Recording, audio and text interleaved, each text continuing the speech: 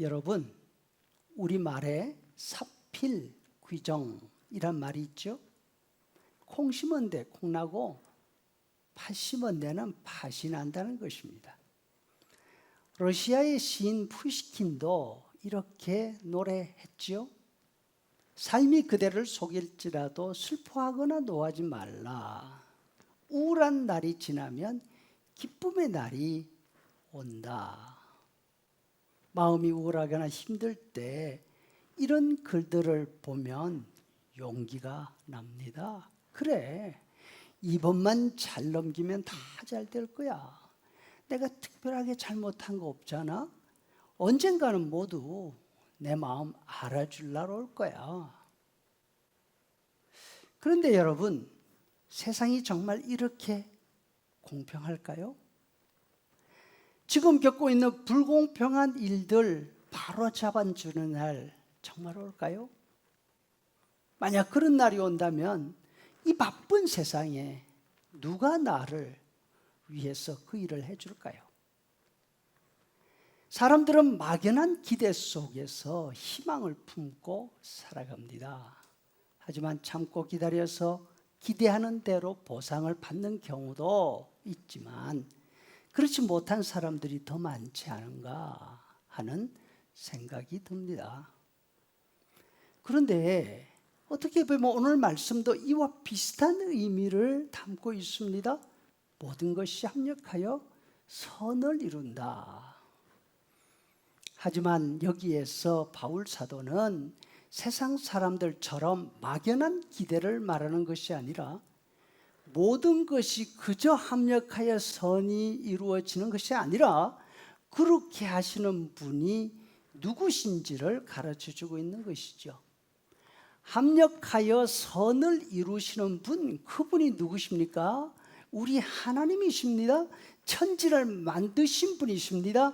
세상에서 일어나는 모든 일을 미리 계획하시고 그 계획대로 진행해 가십니다. 그저 세상일 뿐 아니라 우리의 모든 것도 하나님의 손에 붙잡혀 있습니다. 하나님이 계획하시고 계획하신 대로 진행하고 계십니다. 이것이 우리의 믿음입니다. 신앙 고백입니다. 아멘. 그러면 하나님이 계획하시고 이루어 가시는 선, 다시 말해서 하나님이 계획 가운데 모든 것을 합력하여 이룬다고 하는 이 선, 최고의 것이 무엇일까요? 만약 하나님이 이루어 가실 그 최고의 것이 우리가 기대하는 것이라고 한다면 실망이죠. 하나님의 수준이 우리의 수준하고 똑같을 테니까 말입니다. 하나님은 우리보다 크시고 우리보다 지혜로우십니다. 우리를 위해서 세워놓으신 계획도 당연히 우리의 기대하는 수준보다 훨씬 높아야 합니다. 하나님은 언제나 우리가 원하고 구하는 것보다 훨씬 넘치는 것으로 주시는 분이시기 때문이죠. 에베소서 3장 20절에 보니까 우리 가운데 역사하시는 능력대로 우리가 구하거나 우리가 생각하는 모든 것에 더 넘치도록 능히 하시는 분이 하나님이십니다.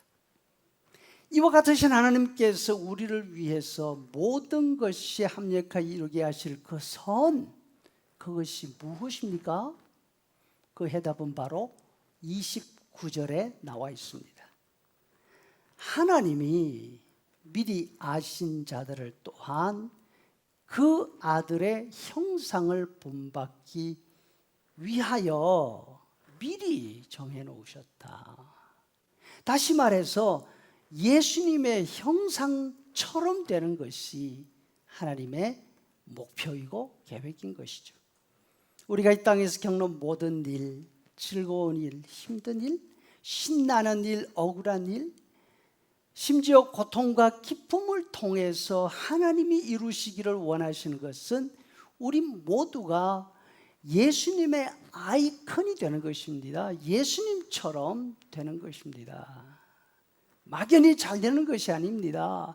우리의 바람이 다 이루어지는 것 그것도 아닙니다. 세상에서 최고가 되는 것 그것도 아닙니다. 우리의 모습, 우리의 성품이 예수님처럼 되는 것입니다. 아울러 이 땅에서 사는 동안 예수님을 닮아가고 이 땅을 떠나는 순간 더 엄청난 것이 우리를 기다리고 있습니다. 창세전에 우리 예수님이 우리 하나님과 함께 나누시던 그 권능, 그 영광 속으로 우리가 들어가게 하십니다. 함께 누리게 하십니다. 이것이 우리를 향한 내 인생을 위해서 세워놓으신 하나님의 계획이고 동시에 예수님의 기도인 줄로 믿습니다. 요한복음 17장 24절 여러분 다 아시지 않습니까?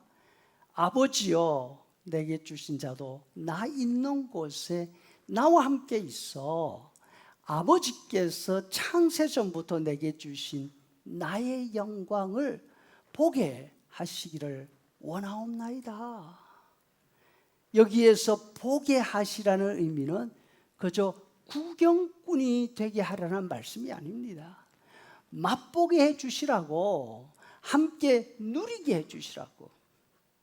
이것이 모든 것이 합력하여 선을 이루게 하신다는 말씀의 의미입니다. 이 사실을 알고 우리는 더 큰 소망 가운데 믿음 생활에 더 애를 써야 하리라 확신합니다.